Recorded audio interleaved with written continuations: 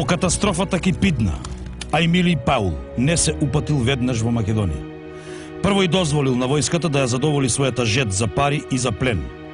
Цената ја платиле градовите што ја поддржувале Македонија. Потоа прокрстелил низ 1000, посетувајќи ги најзначајните светилишта и храмови. Во Делфи нарачал да му се изработи статуа под која пишувало: Лукиј Ајмилиј император за поразувањето на Персеј и македонците. Дури во 167 година, конечно се собрале македонските делегати во Амфипол, а таму пристигнал и Паул. Најпрво се собрале македонските првенци, потоа пред нив бил изложени ковчезите полни со кралските пари и документите од кралската архива. Дури тогаш влегле Ајмилиј Паул и членовите на комисијата. Овој пат немало преговори, немало дискусии, немало услови. Рим решил сосема да ја растури македонската држава. Целата територија на сега веќе минатото кралство била поделена на 4 административно-географски области – мериди. Ваквата поделба веројатно потекнувала уште од времето на Филип Пети во времето на неговите реформи за внатрешната реорганизација. Областите немале имиња, едноставно биле означени со бројки. Првата мерида се протегала меѓу реките Стримон и Нестос, но кон неа биле припоени и некои територии надвор од овие граници. Бисалтија на запад и териториите под македонска власт до Хеброс на исток. Главен административен центар бил градот Амфипол. Ливиј ја истакнувал ревноста на бисалтите, плодноста на почвата каде можеле да се насадат разни култури, рудниците и извонредната позиција на Амфипол. Втората мерида ја опфаќала територијата меѓу Акси и Стримон. Во неа биле вклучени и Халкидика и Пајонија. Главен град бил Тесалоника. Ливиј го споменува процутот на Тесалоника и Касандреја, плодната и богата почва на Палена, најзападниот крак на Халкидика и извонредната положба на бројните пристаништа. Трета мерида се наоѓала помеѓу Акси и Пенеј, а на северозапад до планината Бермион. Главен град била Пела. Според Ливиј, тука особено била обработувана плодната земја и тоа од големиот број на населени келти и илири. Нивното доселување секако е резултат на политиката на Филип Пети, кој меѓу другото го преселувал населението, но ги прифаќал и туѓинците, бидејќи со тоа ја зголемувал и бројноста на народот. Четвртата мерида била составена од горно-македонските области од Бермион до границата со Илирија и Епир. Главен град била Пелагонија. Според Ливиј, почвата била тешка за обработување, климата била студена, а локалното население било по-жестоко. По неколку дена Паул свикал второ заседание. Таму били изложени законските одредби што морале да се почитуваат во сите мериди. Секоја мерида представувала посебен ентитет, а меѓусебното поврзување било строго забрането. Бил забранет брак меѓу жители на различни мериди, а исто така било забрането и поседување на имот и објекти во повеќе од една мерида. Третата мерида била сосема разоружена, но на останатите 3 им било дозволено да држат погранични одреди заради заштита од барбарите. Секоја мерида се управувала самостојно. Главното тело бил Советот на представници, Синедри, иако не било предвидено заедничко тело на сите 4 мериди, се чини дека неколку месеци подоцна тоа било формирано заради посредство помеѓу Сенатот и одделните мериди. Се споменуваат и 4 службеници задолжени за собирањето на данокот наменет за Рим. Забрането било сечење и извезување на македонските шуми заради опревување на туѓи флоти. Рудниците за железо и бакар продолжиле да работат, но оние за злато и сребро биле затворени. Бидејќи сега биле слободни, било предвидено македонците да му плаќаат на Рим данок во половина од износот што му го плаќале на кралот, но поради сериозните економски ограничувања на меридите, ова олеснување всушност воопшто не ја подобрувало ситуацијата на населението. Но тука не завршувала новата слобода. Во текот на првата конференција, Ајмилиј прочитал список на македонци кои морале да бидат депортирани во Италија. Кралските пријатели, носителите на пурпур, командантите на разни одреди, гарнизони на флотата, дипломатските представници и сите оние кои имале некаква функција под кралот, како и по старите кралски пажови. Така, со една одлука, Македонија била лишена од цел еден слој, и тоа токму оној слој кој имал искуство во управувањето со државата. Обидот за избегнување на оваа мерка се казнувал со смрт. Како јавна демонстрација, двајца хелени, едниот Ајтолец, кој се борел против Рим, а другиот Тебанец, кој заговарал сојуз помеѓу Теба и Персеј, биле обезглавени. Ваквите мерки, преземени од Рим, јасно ги покажуваат нивните две главни цели. Од една страна, тотално ослабонување на Македонија до тој степен, што таа веќе никогаш нема да може да представува закана за римските интереси, но од друга страна, неволност директно да ја преземат управата и заштитата на границите. Од Амфипол, Аемилиј тргнал на запад, каде во Епир неговата војска спровела невиден терор. Се префрлил во Италија, каде му бил одобрен и организиран триумф за победата над Персеј. Пленот што го донел од Македонија стекнат секако со безмилесно гравање, при што особено настрадала Пела, бил толку голем што римската држава го укинала личниот данок на своите граѓани. Опис на триумфот е зачуван кај Плутарх. Во театрите за коњски трки, што ги нарекуваат киркуси, но и наоколу низ форумот, луѓето направиле гледалишта, а заседнале и на сите други делови од градот што давале убав поглед на свечената поворка. Оттаму гледале облечени во свечена облека и сите храмови биле отворени, полни венци и темја. Имало многу прислужници, редари, кои ги задржувале луѓето што претрчувале и се слевале во средиштето, па така тие ги одржувале улиците отворени и чисти. За свечената поворка биле одредени 3 дена, но во првиот едва стасале да ги прикажат запленетите бисти, слики и джиновски статуи, носени на 250 коли. Утредента пак на коли било изнесено најубавото македонско оружје, што блескало од чиста бронза и железо. Оружјето било распоредено вешто и грижливо, но така да изгледа дека е нафрлано без особен ред. Шлемови врз штитови, панцири врз објала, критски и тракиски штитови и тулци меѓу коњски узди, а меѓу нив голи мечови и сариси. Меѓу сево ова оружје бил оставен простор, па додека колите ги носеле, парчињата се удирале едно од друго, ечеле и звечкале. Иако тоа било оружје на поразените, сепак предизвикувало голем страф. Зад колите со оружјето оделе 3000 луѓе, кои носеле сребрени пари во 750 садови. Секој од садовите собирал по 3 таланти, а ги носеле по 4. Други пак носеле сребрени кратери, рогови, пехари и чаши со извонредна големина и длабоко врежани украси, убаво наредени за гледање. Третиот ден, на изгрејсонце, тргнале и свирачите на салпинги. Тие не свиреле борбена или свечена песна, туку музика со која римјаните се бодрат за битка. По нив оделе 120 згоени волови со позлатени рогови, накитени со венци и врпци, но на жртвување ги воделе младичи со убаво сошиени престилки, а зад нив оделе момчиња со златни и сребрени садови за леанки. Потоа чекореле оние со златни и сребрени пари во садови од по 3 таланти, садовите биле 77 на број. Носачите што оделе по нив го држеле светиот сад, што Аемилиј нарачал да се изработи од 10 таланти злато и да се украси со скапоцени камења. Потоа се појавиле луѓето што ги покажувале златните садови на Антигонидите, на Селевкидите, на Териклеските и најпосле оние на Персеј. По нив бојната кочија на Персеј со неговото оружје, а врз оружјето неговата кралска шапка. На мала оддалеченост ги воделе децата на кралот како робови, а со нив и цела толпа дадилки, учители, воспитувачи, кои ни солзи ги подавале рацете кон гледачите, а и на децата им велеле да молат и преколнуваат. 2 деца биле машки, 1 женско. Поради својата возраст, тие и не биле сосем свесни за неволјата во која се нашле, па побудувале поголемо сожалување од што Персеј, кој чекорел речиси незабележан. Милосрдието ги свртело очите на римјаните кон дечињата, па се случило многумина да пролеат солзи. Се додека децата не поминале, гледката кај сите предизвикала мешавина на болка и радост. Зад децата и нивните прислужници одел Персеј облечен во темна, траурна наметка и народни чизми. Неволјите што го снашле, направиле да изгледа сосем скршен и обезглавен. По него пак со натажени лица чекореле неговите хетајри и пријатели кои непрестајно гледале во кралот со насолзани очи, сакајќи да им укажат на гледачите дека ја оплакуваат неговата судбина, а нивната ни најмалку не ги засега. Всушност, Персеј пратил луѓе кај Аемилиј и го замолил да го поштеди од понижување и да не го води во победничката поворка.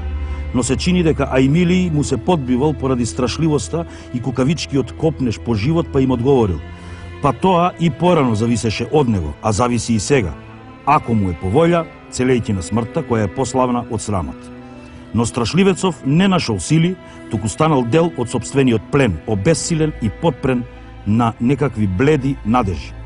По сиве овие луѓе биле носени 400 златни венци, што пратениците од многу градови му ги пратиле на Ајмилиј како дар за победата.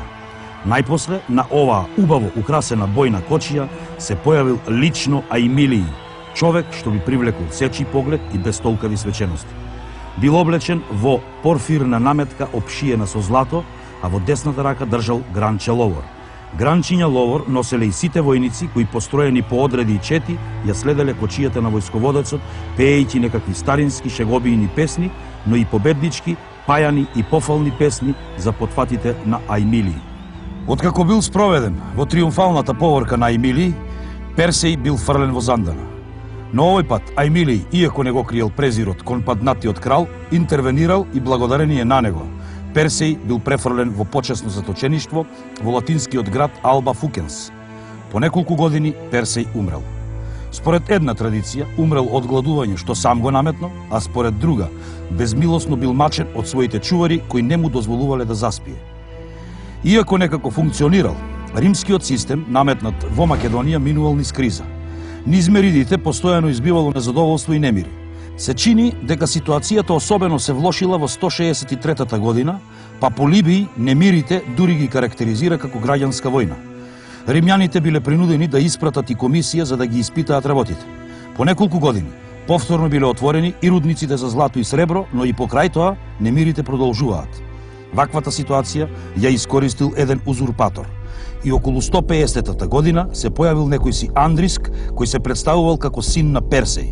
Најпрво отишол кај Терес, еден локален тракиски династ, кој бил оженет со ќерката на Филип Пети. Терес го дарувал со кралски венец и потоа го придружувал Андриск на патот до Барсабаса, друг локален владетел. Откако ја добил нивната помош, Андриск ја нападнал Македонија. Но бидејќи меридите не смееле заеднички да војуваат, војските што секоја од нив на брзина ја собрала, лесно биле поразени од Андриск. Андриск најпрво победил во една битка во Одомантика, а потоа и уште во една на задната страна на Стримон. По овие успеси завладеал со цела Македонија. Малиот отпор веројатно се должил и на фактот што голем дел од македонците се противеле на системот наметнат од Рим. Откако завладеал во Македонија, Андриск го зел името Филип, па оттука е познат и како лажниот Филип. За брзината со која Андриск успеал да завладее со Македонија говори описот на Полибиј. Во Македонија се појавува некој си Филип како да паднал од небо и им пркоси на македонците и на римјаните. Голем дел од хелените воопшто не можеле и не верувале дека дошло до таков драматичен развој во Македонија. Но пораките од Тесалија наскоро ги разубедиле. Имено, Андриск не го ограничил своето дејствување во Македонија, туку се вмешал и во Тесалија. Тесалците пак од своја страна побарале помош од Ахајскиот сојуз.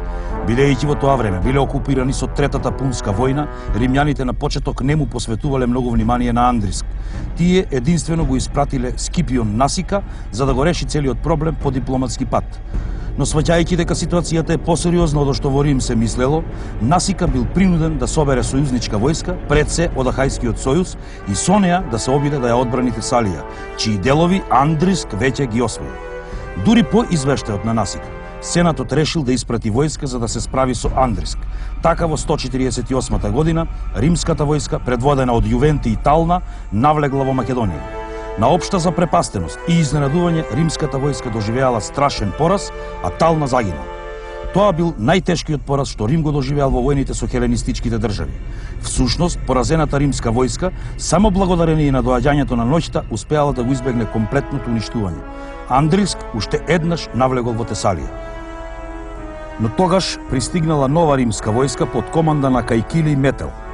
Колку била сериозна ситуацијата може да се заклучи од тоа што дури и пергамскиот владетел Атал II се појавил со својата флота за да го помогне дејствувањето на Метел. До решавачка битка дошло во близината на Пидна. Метел се чини подпомогнат со предавство на некој од командантите на Андриск, успеал да извојува победа. Андриск пребегнал кај своите тракиски пријатели, кои сепак под притисок на Рим морале да го предадат. Колку овој судир, понекогаш во науката нарекуван Четврта римско-македонска војна бил значаен во очите на римјаните, покажува и фактот што на Метел му бил дозволен триумф, а тој го добил прекарот македонски. По победата над Андриск, римјаните решиле Македонија да ја претворат во римска провинција. Со тоа и дефинитивно државата на античките македонци престанала да постои. Одлуката на Рим Македонија да се претвори во провинција била мотивирана од повеќе фактори. Сваќајќи дека системот осмислен од Ајмилиј не функционира, а истовремено решени уште еднаш да не бидат предизвикани од некој друг узурпатор како Андриск, римјаните оцениле дека е неопходно нивно постојано воено присуство. Исто така, добрата стратешка позиција на Македонија представувала добра почетна точка за идни освојувања и триумфи. Ова особено било важно за младите и амбициозни римјани, кои доколку сакале да се пробијат до политичките врвови во Рим, морале да се стекнат и со некаков воен успех. Исто толку биле важни и економските фактори. Римските трговци и предприемачи можеле да се надеваат на убав профит не само од даноците, туку и од снабдувањето на војската која сега постојано била присутна во Македонија. Но формирањето на провинцијата не ги прекинало појавите на узурпатори. Речиси веднаш штом била формирана се појавиле еден по друг уште двајца. Најпрво некој си Александар, кој исто така тврдел дека е син на Персеј, со војска главно собрана во Тракија ги зазел областите околу реката Нестос. Но тој бил брзо поразен од Метел. Но веќе во 143-та, односно 142-та година, се јавува уште еден узурпатор, различно нарекуван псевдо Филип или псевдо Персеј. Иако успеал да собере значителна војска, и тој многу брзо бил поразен од римскиот заповедник Скрофа. Меѓутоа, за тоа колку била сериозна борбата со овој узурпатор сведочи и фактот што на Скрофа му бил одобрен триумф. Долго време во науката се води дискусија за границите на провинцијата Македонија. На северозапад граничната линија започнувала од Јадранското крајбрежје јужно од Лисос. Потоа по кривулиста линија се движела на исток до Стримон. Оттаму по долината на Стримон продолжувала до горниот тек на Нестос, а оттаму пак речиси се до реката Хеброс, чиј западен брег сепак не влегувал во провинцијата. На југозапад границата повторно се протегала до Јадранското крајбрежје јужно од Авлон. Од тука се протегала се до брегот на Егејското море, јужно од Дион и Олимп до местото каде реката Пенеј се влевала во Термајскиот залив. Како што може да се забележи, на одредени делови провинцијските граници ги надминувале етничките, па така во провинцијата влегувал и дел од Тесалија, а пак од друга страна Орестида не била опфатена во провинцијата, бидејќи Орестите биле римски сојузници уште од времето на Втората римско-македонска војна и биле прогласени за слободни. И се до царскиот период, кога ќе бидат формирани и повеќе други провинции на Балканот, границите на македонската провинција ќе варираат. Ова делумно се должи на фактот што долго време Македонија била единствена провинција на Балканот, па сите римски освојувања во меѓувреме биле приклучувани во низиниот состав. За тоа колку всушност биле нестабилни и непостојани границите на провинцијата, најдобро говори сведоштвото на римскиот политичар Кикерон, кој во еден говор против политички противник вели: но кој некогаш со толку извонредна војска управувал со толку важна провинција како Македонија? Провинција омеѓана од толку многу барбарски племиња, што за управниците границите на провинцијата се протегале дотаму, докаде и римските мечови и копја. Ваквата навидум, чудна состојба, произлегува од самата природа на провинцијскиот систем. Имено пред поимот провинција да означува административна единица, тој означувал географска област на која се протегале војните и политичките властување на римските консули и претори. Или пак, поедноставно кажано, доттаму докаде управникот бил во состојба да го наметне својот авторитет и власт, доттаму и се протегала провинцијата. Историјата на провинцијата Македонија може да се подели на два главни периоди. Републиканскиот период, некаде од 50-тите години на Старата ера, и царскиот период од 31-та година на Старата ера па се до крајот на 4 век, кога под Диоклецијан и Константин започнува големата реорганизација на целото Римско царство. Меѓу овие два периода има краток интервал на 20 години кога се воделе граѓански војни. За жал, со падот на монархијата, Македонија веќе не е честа тема во наративните извори. Поради тоа, за овој период знаеме релативно многу малку. Особено малку е познато за секојдневниот живот на жителите и нивната економска ситуација. Меридите не биле сосема укинати и продолжиле да постојат веројатно како локални судско-административни единици. Со оглед на тоа што се случувало во другите провинции, за кои имаме повеќе извори, ситуацијата не била премногу добра. Населението, особено, страдало од злоупотребите на управниците и на собирачите на данок. Иако првите римски провинции биле формирани уште од половината на 3 век, административниот апарат и начинот на управување останал рудиментиран. Од друга страна, се додека пристигнувала договорената сума во данок, Сенатот не се интересирал посебно многу за состојбите во самите провинции. Поради тоа, тие биле изложени на постојана злоупотреба на управниците, кои пред се биле заинтересирани за стекнување на лично богатство, што потоа пак би им послужило во политичките борби во Рим. Многу пати провинциите испраќале делегации до Сенатот со жалби и петиции, но тие ретко вродувале со плод. Дури и најпознатиот пример од републиканскиот период, судењето на Вер, кој се прославил со неверојатната алчност додека управувал со Сицилија, било преземено не толку заради грижа за провинцијата, колку заради политичките борби во самиот Рим. Но тука не завршувале маките на локалното население. Имено, бидејќи административниот систем се уште не бил доволно развиен, римјаните решиле собирањето на индиректните даноци во провинциите да не ги собираат управниците, туку публикантите. Публикантите биле предприемачки здруженија кои на лицитација се бореле за тоа која провинција ќе ја добијат. Откако ќе ја исплателе договорената сума на државата, тие заминувале во провинциите каде го собирале данокот. Нивните ексцеси и злоупотреби биле особено чести. Најдобар пример е провинцијата Азија, која особено пропатила од нивните злоупотреби во републиканскиот период. Населението често се жалело кај управниците, но тие сватиле дека наместо да се обидуваат да ги зауздаат публикантите, многу поисплатливо е да им се придружат во експлоатацијата на провинциите. Сепак не било се така црно. Имено, изворите заинтересирани пред се за најекстремните примери повеќе се занимавале со нив. Да се пишува за некој доблесен и правичен управник и не било посебно интересна тема. Од тука, врз основа на претходните примери, не треба да се генерализира ситуацијата. Напротив, се среќаваат и примери на добри управници кои потоа биле почитувани во своите поранешни провинции, каков што бил примерот на Марк Ани. Дека и покрај сите проблеми и злоупотреби, македонците генерално не биле толку многу угнетувани, говори и фактот дека нивното држење во римските војни против понтскиот владетел Митридат, имено наспроти поддршката што тој ја добил во провинцијата Азија и во дел од Хелада, македонците останале верни на Рим. Што се однесува пак до политичката ситуација, приликите се нешто појасни. Главна задача на римските управници во Македонија била заштитата на провинцијата од северните и од источните племиња. Особено биле чести нападите на келтското племе скордисци, но и на дарданците и некои тракиски племиња. Уште Метел во 148 година бил принуден да ги одбива нападите од север. Историјата на провинцијата во овој период е една долга и заморна низа од постојани војни, што некогаш завршувале со победа на римљаните, но често и со тешки порази. Затоа колку ситуацијата на моменти станувала критична, сведочи и фактот што во Македонија често наместо претори за заповедници на војската биле испраќани консули, што подразбирало кои со себе воделе и поголема војска. Така, например, летото 119 година, скордисците навлегле до близината на Стоп. Во предстојната битка, римскиот заповедник бил поразен и загинал. Неговиот заменик, веќе споменатиот Марк Ани, ја собрал сета војска што можел и ги поразил скордисците, а потоа ги одбил и комбинираниот напад на некои тракиски племиња и скордисците. За овие успеси во градот Лета бил подигнат надпис во негова чест. Неговите заслуги не се ограничувале само на успешната одбрана на земјата, туку му се искажувала благодарност што не ги регрутирал македонците, иако ситуацијата била критична, но и воопшто за неговиот однос кон населението. Поради тоа, во истиот град биле организирани годишни конјички трки во негова чест.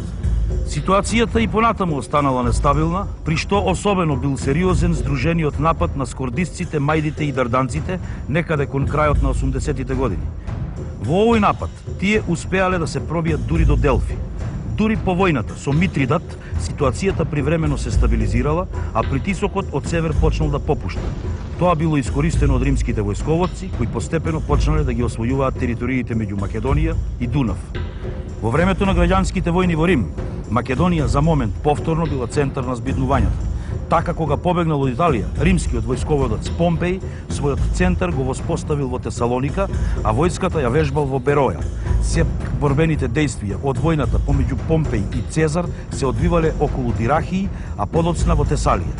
Многу подраматично било во времето на војната меѓу републиканците Касии и Брут и цезаровците Антонии и Октавијан.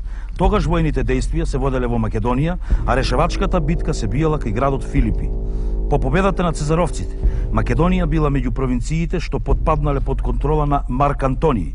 Меѓутоа, по поразот кај Актии во 31-та година и смртта на Антонии, следната година единствен и неспорен владетел на Рим останал Октавијан.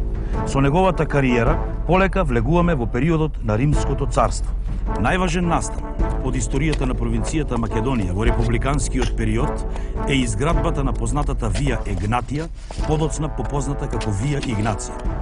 Точната година кога била започната изградбата не се знае, иако се претпоставува дека градежните зафати траеле до 30-тите години на вториот век од Старата ера.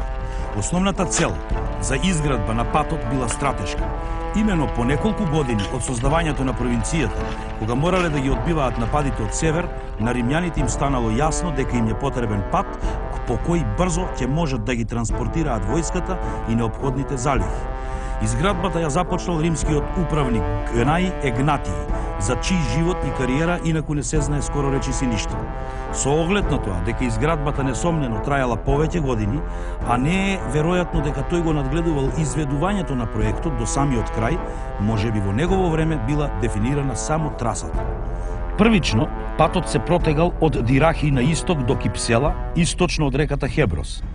Патот минувал низ сите најважни македонски градови: Лихнит, Хераклеа Линкестицка, Едеса, Пела, Тесалоника, Амфипол, Филипи и Неапол.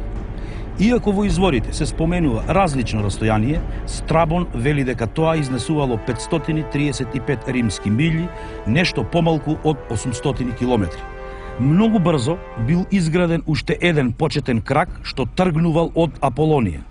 Подоцна, кога започнала поинтензивна римска експанзија на исток, патот бил продолжен од Кипсела до Бизантии на Босфор, до крајот на Атиката, но и подоцна овој пат останал главна врска меѓу Мала Азија и Италија. Овој пат бил употребуван долго време уште од праисторијата.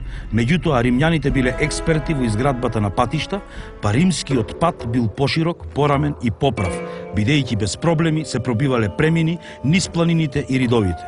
Патот бил добро направен за минување на војската и товарните возила и стандардно патот бил широк околу 3 метри, но во градовите можел да достигне и ширина од 6 метри. Иако пред се со воена намена, патот представувал и значајна трговска врска, но и допринесувал за развојот на локалната економија. Со тек на времето, по патот никнувале анови, штали и други објекти наменети за патниците. Сепак не било се така идеално, бидејќи за неговото одржување биле задолжени локалните земјопреседници, кои често не биле заинтересирани да инвестираат за поправките, често било неопходно да интервенираат римските императори. Исто така, кога минувала војската, трговците и патниците морале или да го почекаат низиното минување, или пак да бараат спореден пат. Меѓу другото, римскиот писател Аилий Аристид се жали, бидејќи кога минувал по патот, временските услови биле многу лоши. Тој морал да прашува за насока, додека пак конаците често биле во многу лоша состојба. Така што низ покривот човек често можел да ги наблюдува звездите. Но, како и да е, сето ова не го намалувало не само военото, туку и економското значење на овој пат. Со стапувањето на Октавијан Август на власт, не само Македонија, туку и целата римска држава влегува во нова фаза од својата историја. Со неговото владење, римската држава преминува од република во монархија. Меѓу другото, сега се вршела построга контрола над управниците на провинциите. Нивната кариера зависела речиси исклучиво од волјата на владетелот, така што жалбите и петициите за евентуалните злоупотреби многу побрзо стигнувале до соодветните органи. Иако провинциите биле поделени на царски, кои биле под директна контрола на владетелот, и сенатски, каде управниците ги одредувал сенатот, во суштина волјата на императорот секаде била одлучувачка. Иако дејствувањето на омразените публикани не било укинато, сепак сега било строго пропишано со закони и под строг надзор. Во третиот век тие биле сосема укинати. До 100-та година биле формирани органи чија единствена задача била надгледување на внатрешната управа на провинциите. Сите овие мерки довеле до олеснување на животот на локалното население и до економски процут. Дури и Такит, гласниот противник на царскиот режим, морал да признае дека управата во провинциите сега била многу подобра отколку во времето на републиката. Овој период, како од воено-политички, така и од административен аспект, е мощне важен за провинцијата Македонија. Особено е значаен периодот од 31-та година од Старата ера до 27-та година од Старата ера, кога за управник на Македонија бил поставен Ликине и Крас. Во тие години Крас водел повеќе походи во внатрешноста на Балканскиот полуостров, така што воените дејствија се повеќе се оддалечувале од Македонија. Во 27-та година од Старата ера, Август ја формирал провинцијата Ахаја, во која влегле Епир и Тесалија, така што сега јужната граница на провинцијата Македонија била јасно одредена. Исто така била утврдена и границата со провинцијата Илирик. Северната па граница за момент се уште номинално се протегала до Дунав. Во овој период, иако војската се уште била стационирана во Македонија, провинцијата била прогласена за невооружена и била предадена на управата на Сенатот. Па сепак и подоцна се среќаваат наместници на Август. Но до 10-та година главнината од легиите веќе биле префрлени во Мезија, каде Август формирал воена команда. Во следните години дошло до формирање на неколку нови провинции на Балканот. Илирик бил доделен на Далмација и Панонија, а до времето на императорот Тиберий и провинцијата Мезија. Кога во времето на Клавдиј била формирана и провинцијата Тракија, границите на Македонија биле дефинитивно утврдени и со одредени отстапки, особено на западната граница, се поклопувале со старите граници од времето на Антигонидите.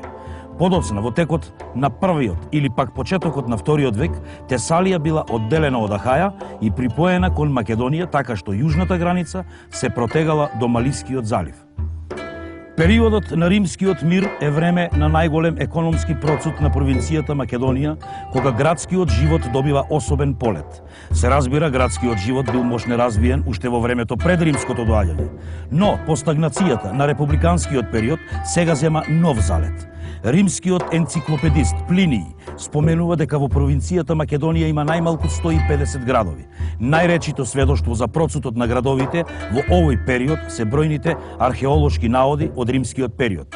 Така, на пример, во Филипи се најдени бројни објекти од храмови и порти, комплекс на бањи, латрини, па се до пространиот форум. Театарот, изграден во 4-тиот век од Старата ера, бил обновен, проширен и прилагоден и за гладиаторски борби. Треба да се истакне дека не станува збор за изолирана појава. Напротив, во речиси секој град од овој период може да се забележат истите пројави на развој и благосостојба.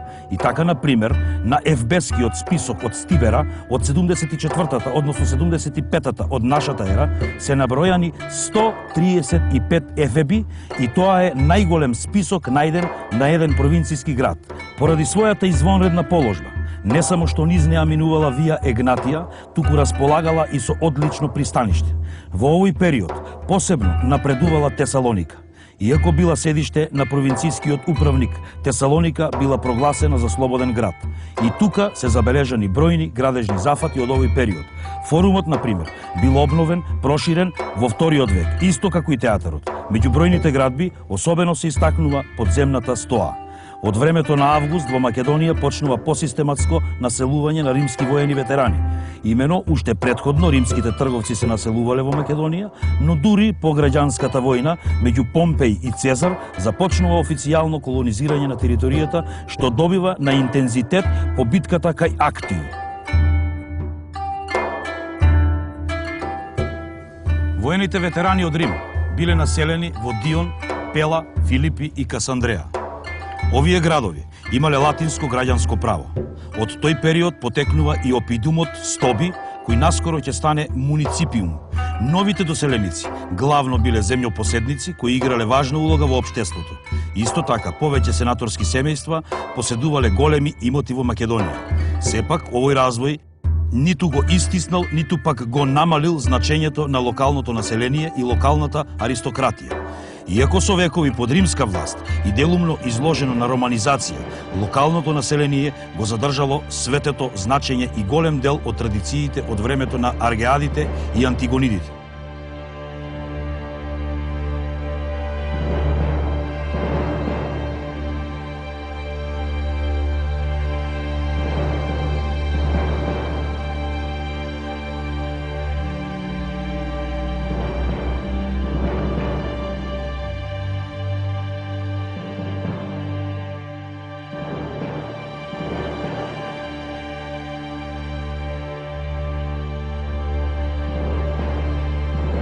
Тоа може особено убаво да се забележи од квази автономните монети емитирани од македонските градови, каде се јавуваат карактеристични македонски символи и прикази, и тоа не само на разни божества, туку и на Александар и толку омилениот приказ на конј. Треба да се истакне дека, за разлика од жителите на околните земји, македонците биле многу почесто регрутирани за воена служба. Тие биле особено бројни во империјалната гарда. Ова секако се должело не само на навикнатоста на населението на постојана воена служба, туку и на славното воено минато. За економијата, за жал, не може да се каже ништо подетално. Најверојатно, основа на економскиот живот и понатаму било земјоделството. Дополнителни приходи, како и порано, биле стекнувани од извозот на дрво, како и од рудниците за злато и сребро. За развојот на трговината допринесувале не само добрата позиција на Македонија, туку и Вија Егнатија, но и бројните пристаништа. Во царскиот период доаѓа до развој на конкилиуми, којнони, односно локални совети. Во републиканскиот период тие пред се служеле како посредство меѓу управникот и локалното население. Во царскиот период пак, нивна главна функција била грижата за одржувањето на царскиот култ. Одржувањето на овој култ било во рацете на локалното свештенство, кое со тоа можело да се надева дека во догледно време ќе се стекне со статус на римски граѓани. Центарот на македонскиот којнон била Бероја. Овој